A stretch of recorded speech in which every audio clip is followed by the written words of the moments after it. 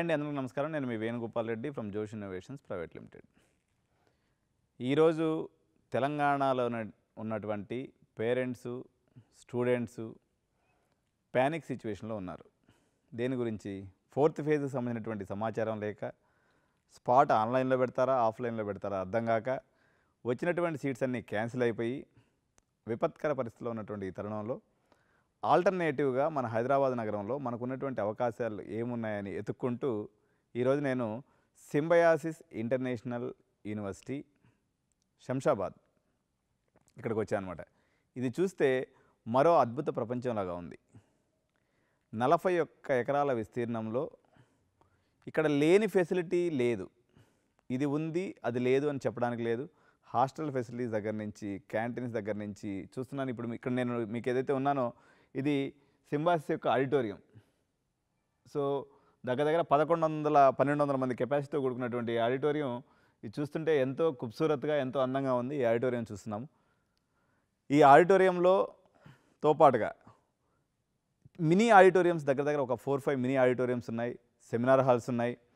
అదేవిధంగా అంటే జనరల్గా ఈ సింబయాసిస్లో ప్రత్యేకంగా ఏం కనిపిస్తుందంటే బ్యూటిఫికేషన్తో పాటు మల్టీలింగ్వల్, మల్టీకల్చరల్ అన్ని రాష్ట్రాల నుంచి విద్యార్థులు కనిపిస్తున్నారండి. నేను ఇప్పుడే భోజనం చేశాను. ఇక్కడ మధ్యాహ్నం లంచ్ టైంకి నేను ఇక్కడ రావడం జరిగింది. భోజనం చేస్తే సో ఇది south, north and western 3 cultures కలగలిపినటువంటి ఆహారం అనుకోండి. అదేవిధంగా ఒక ఖూబ్సూరత్ ఎన్విరాన్మెంట్ అనేది కనిపించింది. Full pledged university. ఉదాహరణకి మనం ఇప్పుడు ఈ యూనివర్సిటీ కంపారిజన్ చేసుకున్నప్పుడు మన పేరెంట్స్ ఏం ఆలోచించాలి అనుకున్నప్పుడు మనకు ఉదాహరణకి కేఎల్యూ యూనివర్సిటీ ఉంది. మనకు హైదరాబాద్ నగరంలో 2 ప్రాంతాల్లో వాళ్ళు ఎస్టాబ్లిష్ చేశారు. ఒకటి బాచుపల్లిలో ఎస్టాబ్లిష్ చేశారు, ఇంకోటేమో మనకి అజీజ్ నగర్లో ఎస్టాబ్లిష్ చేశారు. ఇది చూస్తే కేవలం ఒక మన బాచుపల్లి క్యాంపస్ అయితే కేవలం 2 ఎకరాలే. 2 ఎకరాలు కాదు, ఎకరానే.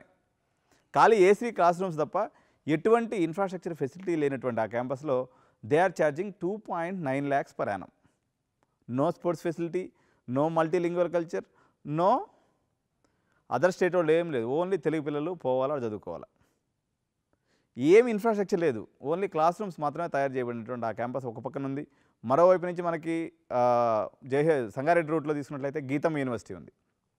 వాళ్ళు కూడా 3 లక్షల రూపాయలు ఛార్జ్ చేస్తున్నారు. కానీ ఫెసిలిటీస్ అంతంత మాత్రమే. ఇది 21st century క్యాంపస్గా సింబయాసిస్ ఇంటర్నేషనల్ యూనివర్సిటీస్ మనం చెప్పొచ్చు.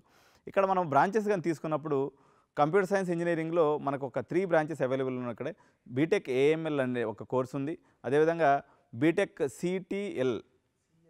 సిఎస్టీ అంటే కంప్యూటర్ సైన్స్ ప్లస్ ఐటీ 2 కాంబినేషన్స్లో ఉంటుంది. బేసికల్గా దీంట్లో వీళ్ళు ఫుల్ స్టాక్, తర్వాత వెబ్ డెవలప్మెంట్, అదేవిధంగా యాప్ డెవలప్మెంట్ ఇటువంటి కోర్సెస్ అనేవి నేర్పిస్తున్నారు. అదేవిధంగా కంప్యూటర్ ఇంజనీరింగ్ అనే కోర్స్ ఉందన్నమాట. ఈ కంప్యూటర్ ఇంజనీరింగ్ మనకు తమిళనాడులో కనిపిస్తుంది, నార్త్లో ఎక్కువగా ఈ కోర్స్ కనిపిస్తూ ఉంటుంది. ఎందుకంటే బీఈ చేసేటువంటి పిల్లలు ఎవరైతే ఉంటారో, మనం ఇక్కడ బీటెక్ అంటాం, వాళ్ళు నార్త్లో ఏమో బీఈ అంటారు. ఇది మామూలుగా పూణే బేస్డ్ యూనివర్సిటీ అవ్వడం వల్ల ఆ నామినిక్లేచర్ ఏదైతే ఉందో వాళ్ళు సిఈ అని పెట్టుకున్నారు, కంప్యూటర్ ఇంజనీరింగ్ అని పెట్టుకున్నారు. ఆ కంప్యూటర్ ఇంజనీరింగ్ ఇక్కడ మన లోకల్లో తీసుకున్నప్పుడు it is equal to B Tech CSC. So ఎవరైతే ఈరోజు ఉన్నటువంటి పరిస్థితుల్లో ఎంజేఐటి, గోకరాజు, నారాయణమ్మ, లేకపోతే మన సివిఆర్, వర్ధమాన్ కోసం పేరెంట్స్ కాళ్ళు అరిగేలాగా, చెప్పులు అరిగేలాగా తిరుగుతూ ఉన్నారో వాళ్ళందరికీ కూడా ఇప్పుడు రిక్తహస్తం, డోర్లు వేసి పెట్టున్నటువంటి యాజమాన్యాలు మనకు కనిపిస్తున్న తరుణంలో ఇది ఇంటర్నేషనల్ స్టాండర్డ్స్ ఉండి విత్ ఆల్ ఫెసిలిటీస్ తోటే,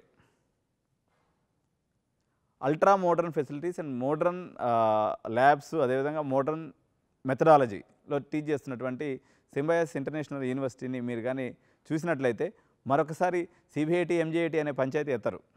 ఎందుకంటే ఈవెన్ ఎన్ఐఆర్ఎఫ్ పరంగా తీసుకున్నా కూడా ఇది భారతదేశంలో ఉన్నటువంటి టాప్ 31 యూనివర్సిటీస్లో ఒకటి.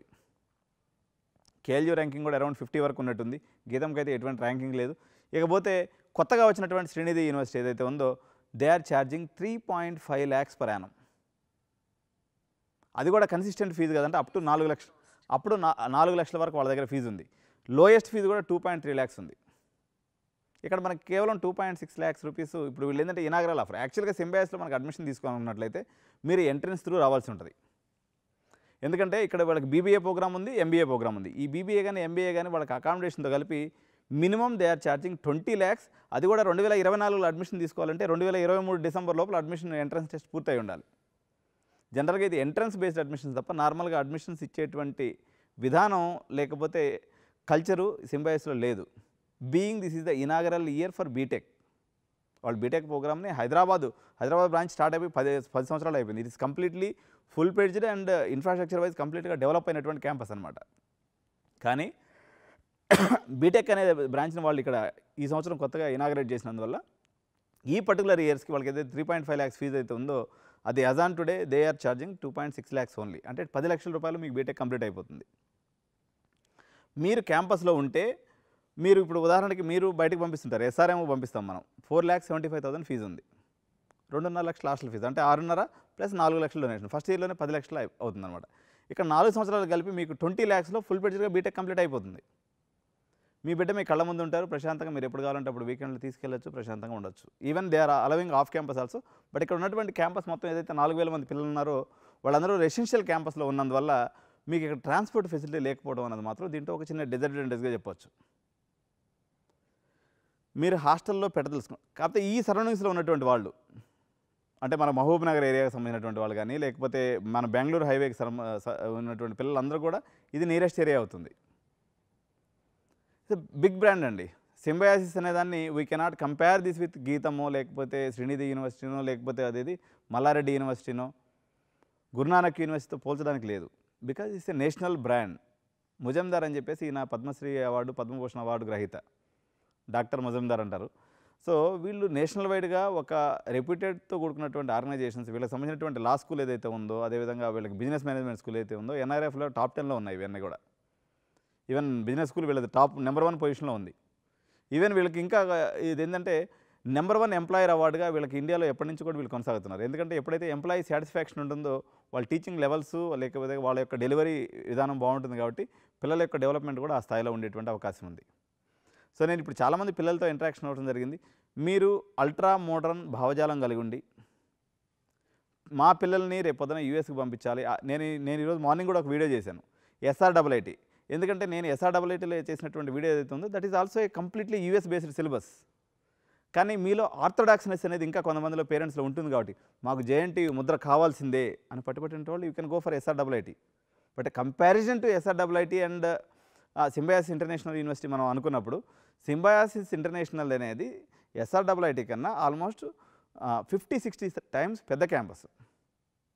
కానీ మీలో ఉన్నటువంటి దాన్ని ఏమంటారంటే ఆర్థోడాక్స్నెస్, సాంప్రదాయకత, JNTU అనేటువంటి ఆలోచన మీకు ఉన్నట్లయితే you can go for that's not an issue. But మేము కొంత మోడర్న్గా ఆలోచిస్తామండి అనుకున్నటువంటి పేరెంట్స్, ఎందుకంటే కంప్యూటర్ సైన్స్ ఇంజనీర్గా మీ పిల్లలు పనిచేయాలన్నట్లయితే మీరు అల్ట్రా మోడర్న్ భావజాలంతో పనిచేయాల్సిందే. మేము అడిగట్టుకొని పనిచేస్తామంటే మీకు సాఫ్ట్వేర్ కంపెనీస్ మిమ్మల్ని ఎవరు కూడా ఆహ్వానించరు. కాబట్టి మీ పిల్లల్ని సాఫ్ట్వేర్ ఇంజనీర్ చేయాలనుకున్నప్పుడు అల్ట్రా మోడర్న్ భావజాలం అనేది తప్పు కాదు. లేదంటే మీరు మెకానికల్ చదివి ఇంటి దగ్గర మెకానిక్ షెడ్ పెట్టించుకోవాలి, కానీ కంప్యూటర్ సైన్స్ ఇంజనీర్గా పంచుతూ మేము ఇంకా ఆర్థోడాక్స్ నేచర్గా ఉంటామంటే నడవదు. సో ఈ రకమైనటువంటి ఇన్ఫ్రాస్ట్రక్చర్ మనకి, ఎందుకంటే నేను ఈ ల్యాబ్లో ఇది మన ఆడిటోరియంలో ఎందుకు వీడియో చేస్తున్నానంటే the perspective of Symbiosis you have to understand. So ఇప్పుడు మీరు చూసినట్లయితే మెజారిటీ ఆఫ్ ది కాలేజెస్ మొత్తం క్లాస్ రూమ్స్ కలుపుకుని ఇంత పెద్దది ఉండదు. So see how beautiful they crafted this auditorium because is one of the masterpiece. మనకి ఇంజనీరింగ్ కాలేజ్లో తీసుకున్నప్పుడు నేను చూసినటువంటి ఆడిటోరియంలో జనరల్గా మనకి ఏస్ ఇంజనీరింగ్ కాలేజీలో కొంతమేరకు కనిపించింది, బట్ నాట్ దిస్ మచ్. వాళ్ళు ఒక 300-400 కెపాసిటీతో వాళ్ళు ఆడిటోరియం కట్టారు. కానీ ఇంత హ్యూజ్గా ఉన్నటువంటి ఆడిటోరియం తర్వాత CMR ఆడిటోరియంలో కూడా దగ్గర మనకు ఒక 700 కెపాసిటీ ఉంది. కానీ 1150 కెపాసిటీ అయితే మనకు తెలంగాణలో అయితే ఆడిటోరియం అయితే నేను చూడలేదు. ఇక్కడ SRM చెన్నైలో చూసినాను ఇంచుమించు ఇంత పెద్ద ఆడిటోరియం తప్ప మిగిలిన మన సౌత్లో అయితే ఇంకెక్కడ నాకు కనిపించలేదు. బికాజ్ నేను నార్త్ లెక్క తొంభరో పట్టుకొని అన్ని రాష్ట్రాల్లో అన్ని జిల్లాలు తిరుగుతూ ఉంటాను అన్నమాట కాలేజీల కోసం. సో మీరు రిమైనింగ్ ఇన్ఫ్రాస్ట్రక్చర్ ఏదైతే ఉందో నేను అదంతా కూడా ఈరోజు మీకు చూపించే ప్రయత్నం చేస్తాను. నా కళ్ళతో మీరు చూడండి. మీరు మా పిల్లవాడి జీవితం ఆగమైపోతుందేమో, మాకు సీటు దొరకదేమో, ఇటువంటి భయాందోళనలు వదిలేసి first of all you visit the campus. మేము క్యాంపస్ టూర్ అరేంజ్ చేస్తాం. మీరు ఆఫీస్కి వచ్చినట్లయితే will take you to the campus and will explore the campus to you take a decision later on. So ప్రస్తుతానికి దీనికి సంబంధించినటువంటి నెక్స్ట్ ఏదైతే మన ఇన్ఫ్రాస్ట్రక్చర్ ఉందో will go on show you the campus. Thank you. By by.